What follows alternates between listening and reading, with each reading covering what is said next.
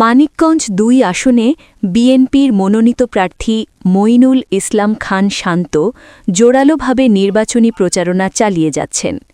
মানিকগঞ্জ থেকে staff reporter Suman আহমেদের প্রতিবেদনে দেখুন বিস্তারিত। প্রচারণায় সক্রিয়ভাবে অংশগ্রহণ করেন হাটিপাড়া ইউনিয়ন বিএনপির সিনিয়র যুগ্ম সাধারণ সম্পাদক ও ৫ নং ওয়ার্ডের বারবার নির্বাচিত সদস্য মোহাম্মদ বিপ্লব হোসেন।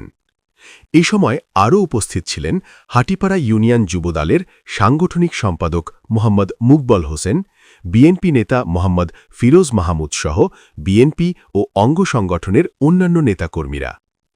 প্রচারণাকালে মোহাম্মদ বিপ্লব হোসেন বলেন, আমার নেতা এমপি প্রার্থী মঈনুল ইসলাম খান শান্ত একজন অত্যন্ত ভালো মনের মানুষ।